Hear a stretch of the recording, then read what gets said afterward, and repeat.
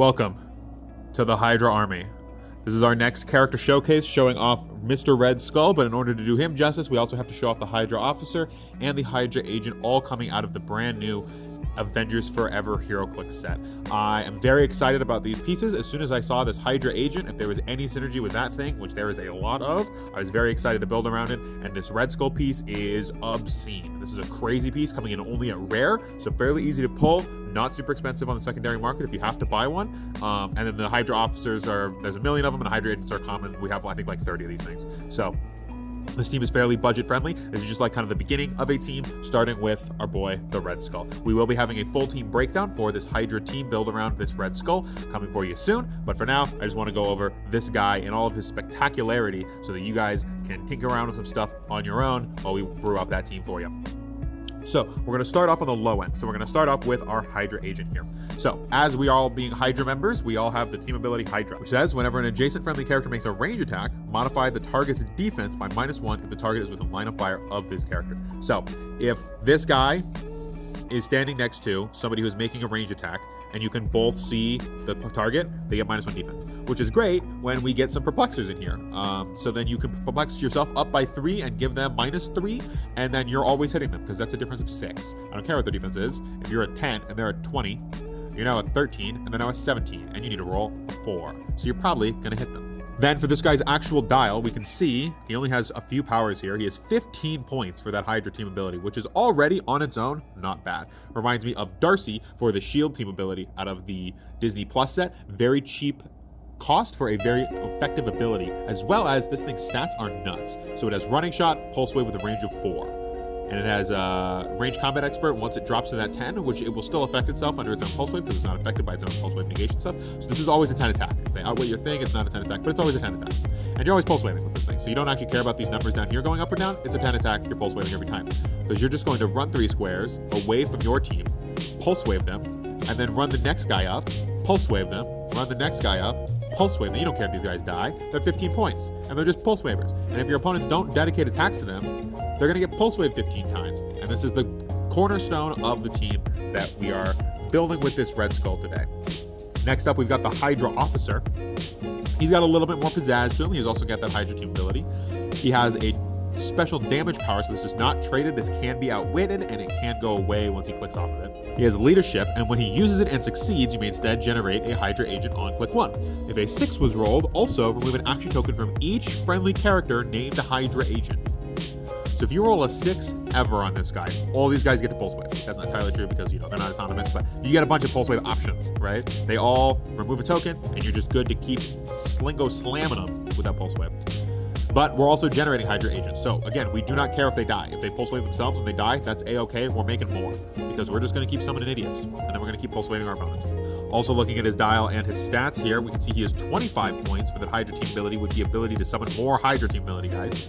Starts with Stealth, Blades, Claws, Fangs, and Mastermind. So you can keep one of the Hydra Agents that he summons next to him, so that if your opponent tries to come up and kill him, they have to hit him twice basically, and he's in stealth, so they have to come up and melee him, in which case he will Mastermind off the damage, and then on your turn you will Blades them back. He still has that leadership role, so sometimes you'll leadership summon a guy, Blades them, run behind them, pulse wave them. Very funny. Once he takes a little bit of damage, he kind of definitely drops off. He goes to a 9 attack, which unless you're doing the range attack with some Hydra stuff, you're never hitting. But that is an option in this team. This 9 attack is functionally a 12 attack when looking at lining up all your Hydra stuff.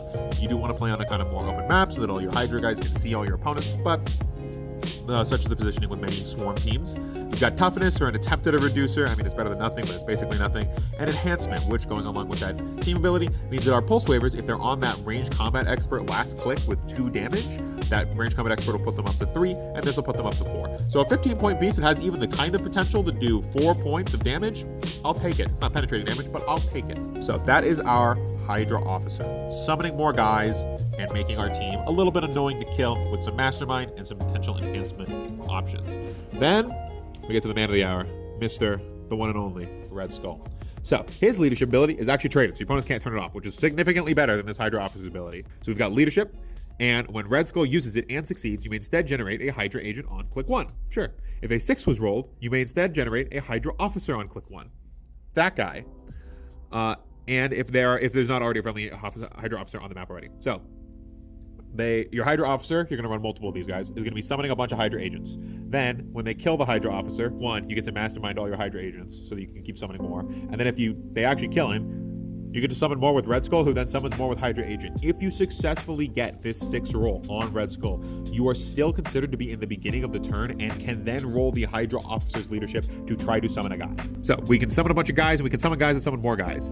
The real meat on this character is this defense ability. This ability is insane, and if you are hiding in stealth or killing your opponent's outwitters or whatever, they are not going to be able to deal with this character unless they have some AoE shenaniganery that even our pulse waivers can't achieve. So we've got combat reflexes, so you kind of have to range attack him. Mastermind, so we're going to be summoning a bunch of Hydra agents or Hydra officers that summon Hydra agents that we're okay with killing, so the Mastermind is basically always live. And toughness, just so we can't get poisoned. It's just a nice little reducer to throw in the end, I guess. Then the real thing. Once per turn, when Red Skull uses Mastermind to choose a friendly character with a Hydra keyword, and that character is KO'd from that attack, after resolutions, you may generate up to 2 Hydra agents on click 3, which is their last click, which is their 2 damage range combat expert click. So, how does this play out? Let's think about it for a little bit. So you're running around, you're hiding around. You summon a Hydra agent next to you. Maybe just have one next to you that you started on your team with. Your opponent runs up to you, so your opponent shoots you. Say you hit, they hit, right? Say they deal 4 damage. Well, I'm gonna Mastermind all 4 of that damage onto my Hydra agent. He'll die, that's fine. And then I'm gonna summon 2 more Hydra agents on click 3.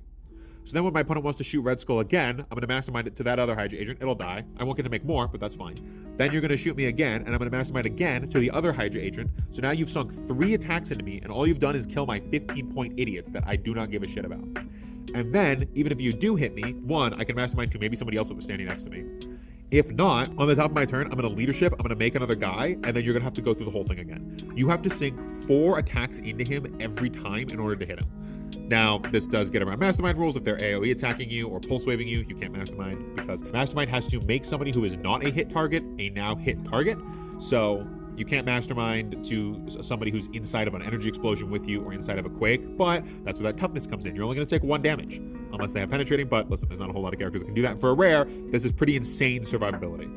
Because we've also got close combat expert and outwit. So even if they do run up to you, you got combat reflexes. Even if they do hit you, you're going to Mastermind to a Hydra agent. You're going to make 2 more Hydra agents that, if they live, are just going to pulse wave the shit out of your opponent. And then you're going to close combat expert slap them back with maybe some poison action. And we've got an outwit as well. So if they have some annoying defense, you outwit the defense, poison them off their defense, close combat expert, smack them in the face. We've also got a close combat expert down here, but we lose our outwit eventually.